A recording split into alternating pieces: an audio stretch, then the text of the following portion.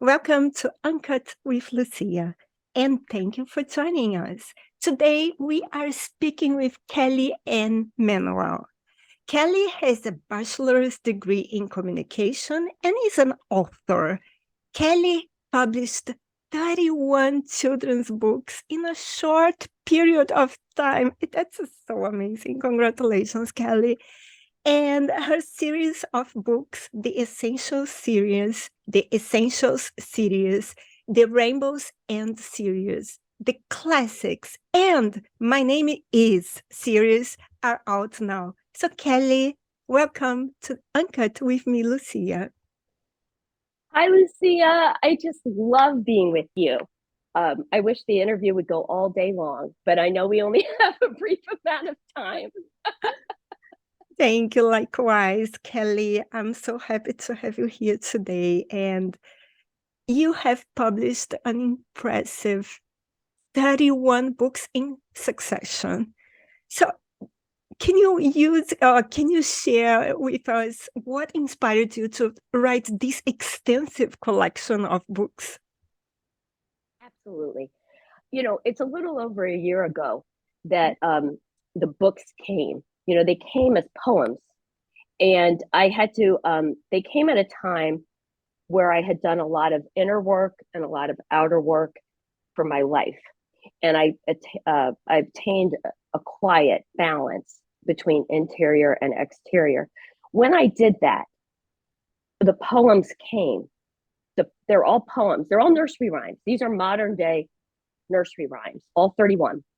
And I heard the poems in my head, and I'm like, oh, I need to write these down. And then I realized that the poems were meant to be turned into the nursery rhyme stories for children.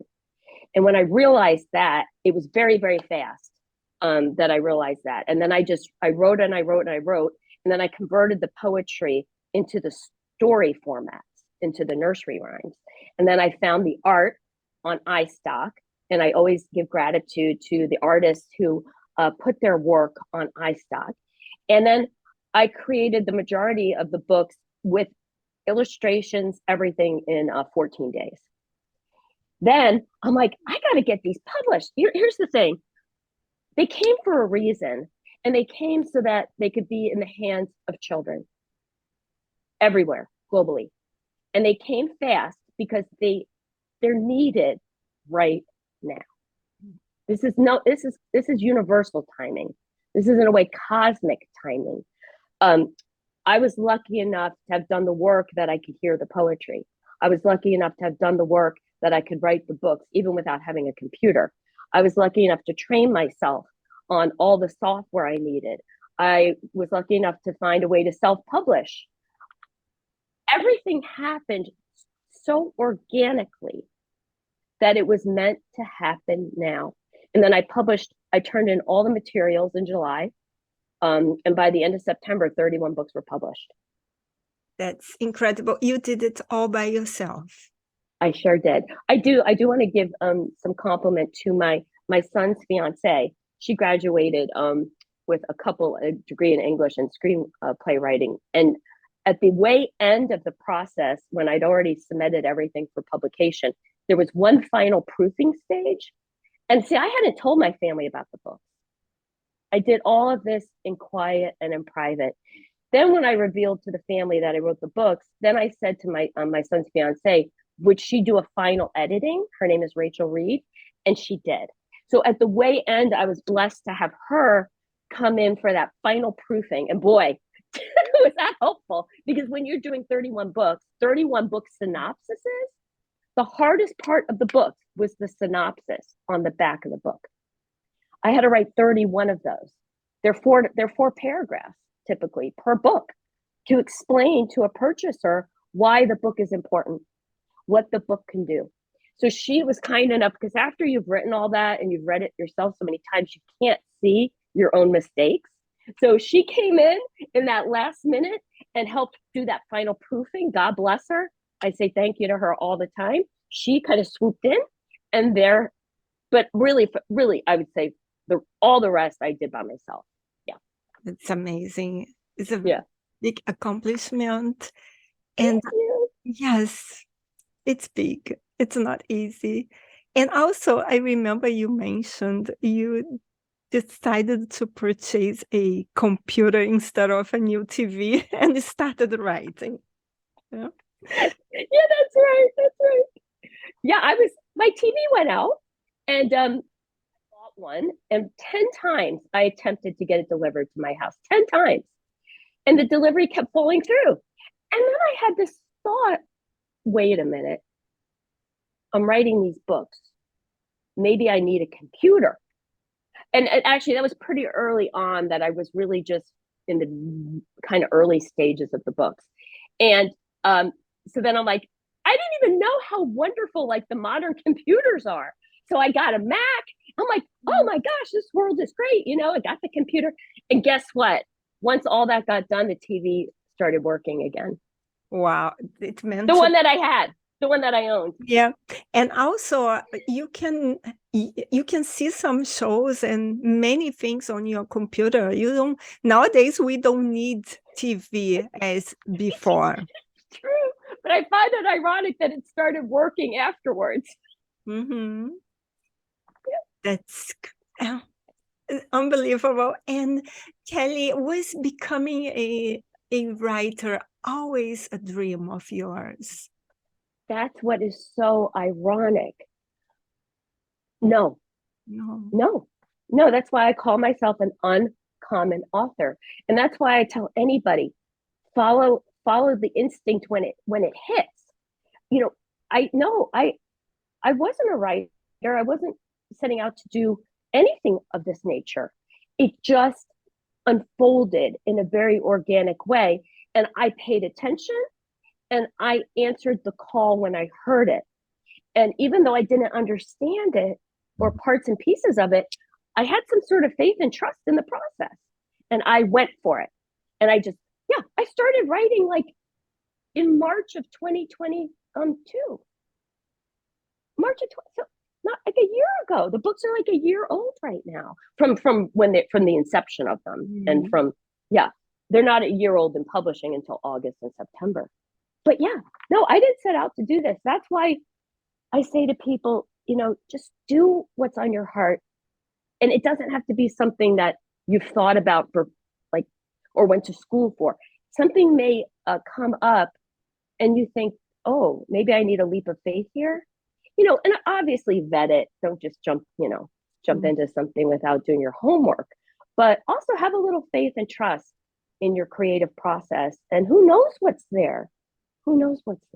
Yeah. And I think it's wonderful that you were able to share your creativity and imagination with the world through your books. And I was checking them. Actually, I read only one, but I will go slowly because 31 books, it takes a little bit, a while. But of course, they are rhymes, but I want to read more about your work. And also, Kelly, it takes a special kind of talent to capture the imaginations of young readers. It's not easy to write for kids, at least in my opinion. And your ability to do so is truly impressive. I need to really congratulate you. And would you mind sharing with us some of the strategies you use to create stories that resonate with young readers and make a latest or making a lasting impact on their lives? Sorry, lasting was difficult to say. No worries, I understood. Here's the thing. It comes down to all that work I did on myself. I healed the inner child that's in me. When I healed that inner child, the inner child was able to thrive. That is why I can write poetry that becomes nursery rhymes. And that's why children respond to them.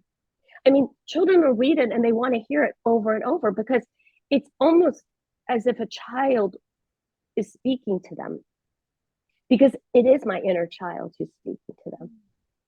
And that's the inner child that also chose the illustrations, right? So because you do need the illustrations to bring the words to life. And both things guided me. My inner child guided me. But if I hadn't done all that work, that inner child would still be silenced. That's how I did it. I worked on myself, worked on my inner child. Next thing you know, 31 books. And by the way, I have more. I have more.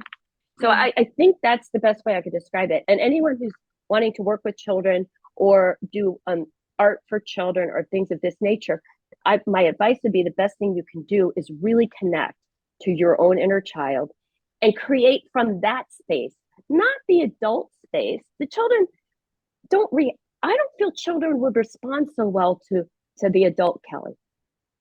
Mm. I just don't. I think they are going to respond to the inner child Kelly. Now, I have adult poetry that I think adults would respond to from the adult Kelly, right? Mm. So that is, I don't know if I answered your question.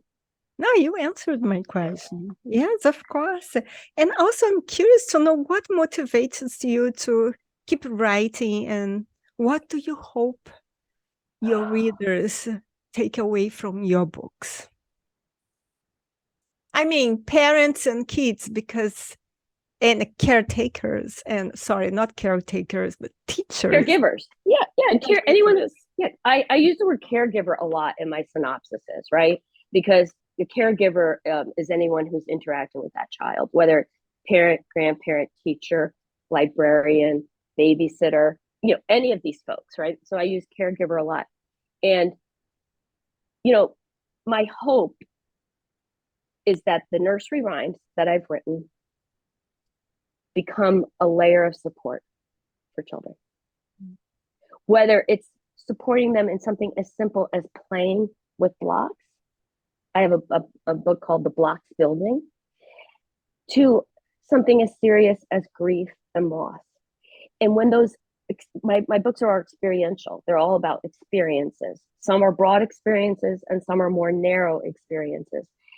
That the rhymes become part of the child's talk, the inner self-talk, so that when something occurs that the books could be helpful for, it's memorized because it's the lyrical rhyming, which rhyming is so important for literacy for children, that then they, like, I think I told somebody I had an example of my sister in a car accident, and luckily they weren't injured, but the car was totaled.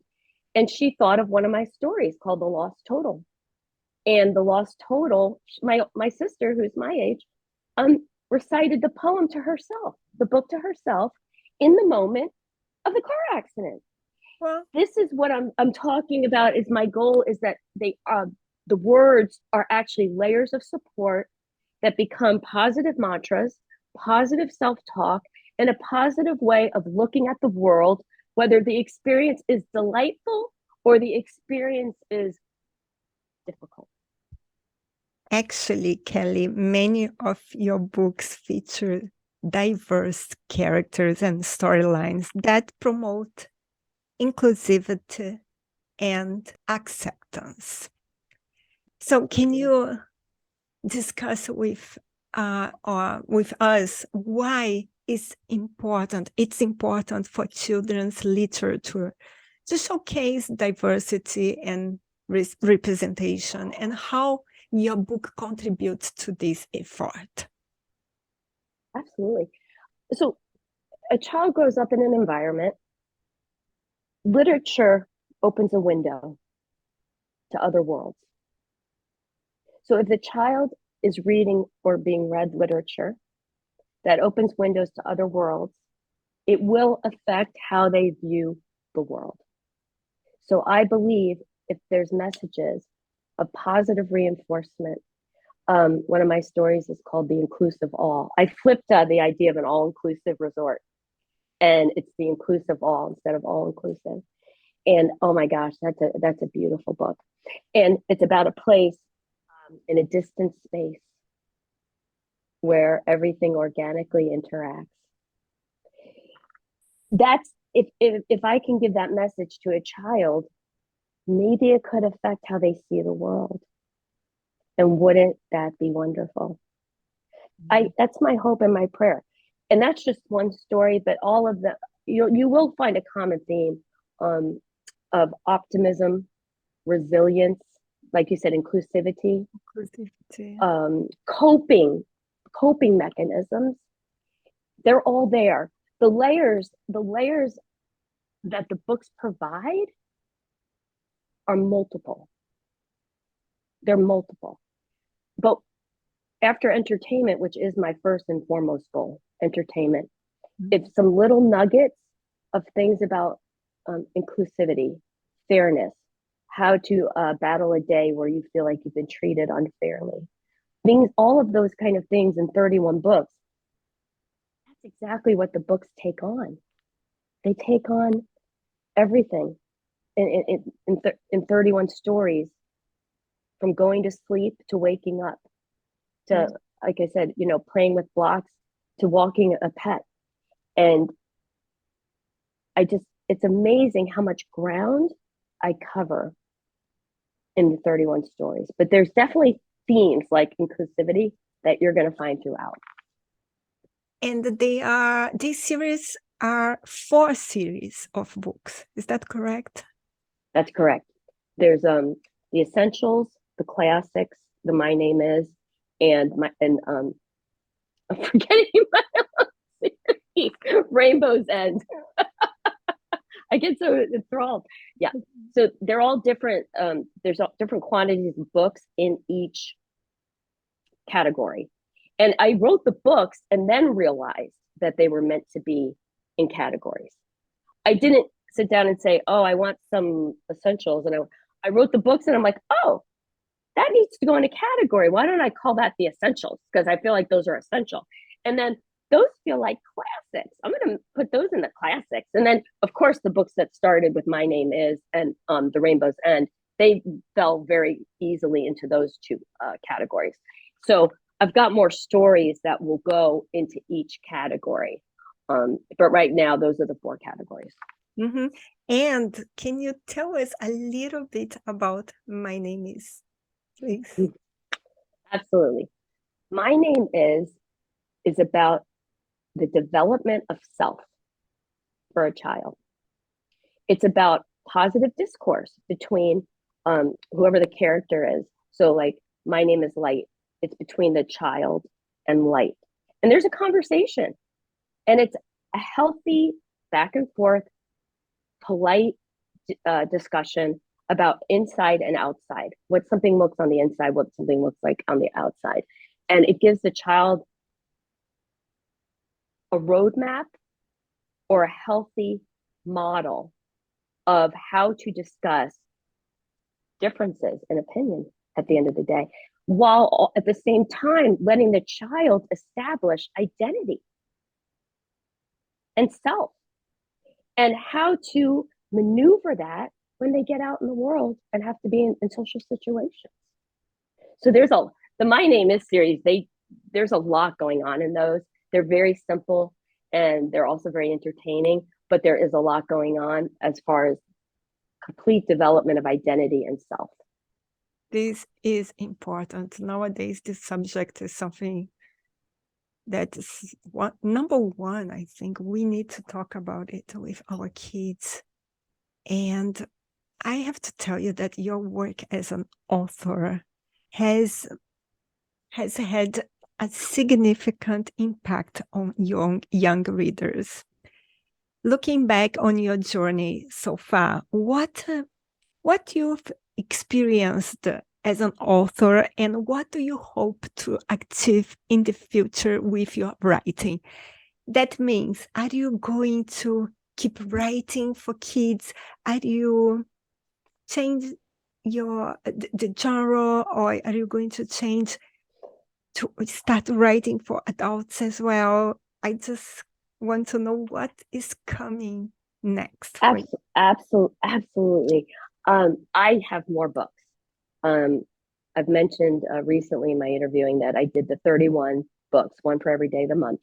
I'm turning them into audio video. When these books are audio, it's gonna blow your mind. I mean, they're gonna be incredible when they hit audio. So that's coming. So that's in progress. That's hopefully they'll be produced June. Okay, all 31 books. So I'm in a production situation right now with the 31. Then I've written other books for all the series. I'm kind of on hold with this. I self-published the 31 books. And basically, as far as finances go, I just need to hold off on any more self-publishing. So I'm kind of just waiting to see what the universe brings as far as that goes, because I have so much more. I have so many more books that are ready to go, and I also have poetry as for adults, and it would be really, really cool to publish those as well, and maybe do some audio with the poetry for adults, because I believe that just as helpful as the books are for the children, I feel my adult poetry has a place, and I have a specific voice, and I just believe it could be really helpful to a lot of folks out there. I feel like what I'm writing is for the masses. It's not for a particular group, a particular part of the countries or the world. I feel what I'm writing is for a global impact. That's how I feel. That's huge. I love it, Kelly. And also, I want to know, are you the voice actress for the audiobooks? I have a fellow named Michael Langan out of the UK, and I actually will meet him on Zoom next week. And he's going to be doing the audio, and he's got a British accent. He does a lot of like Sherlock Holmes audiobooks, if you can imagine that kind of voice. And he's able to do, in the My Name Is series, he's able to change his voice between the two characters, between the child and whether it's Mountain or Light or Wing, the other person or the other narrator. So he's gonna be doing, and there's music and there's sound effects, and we're gonna do video so that the children can actually see the art with the music, with the sound effects, with Michael, his voice, which is theatrical and powerful. He'll take the children on a journey with him. I really couldn't be more excited about the audio video books. It's gonna be great, and people will be able to buy, all 31 of my books for like $16. Wow.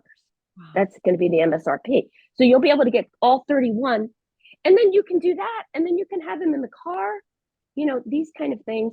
And then if you love them, then if you don't have the hard copy, then you buy the hard copy. Yeah, but audiobooks are just fantastic. We are driving and listening to, it's like podcasts. You listen to it and have fun. You forget that you are driving. And also now, Kelly, I want to know, where can our audience find you and, of course, your books? Oh, thank you, my dear. Well, I self-published through Balboa Press. So the Balboa Press bookstore absolutely is the place to go. Then there's, of course, a lot of outlets picked up the books as well. So if you Google Kelly Anne Manuel, you can kind of choose how you would like to purchase the books on your own. And then, like I said, we'll do the audio, and they'll be available on like audible.com coming up, like I said, probably June or July. And then I'm on Goodreads, and then I'm working with the Black Chateau Enterprises.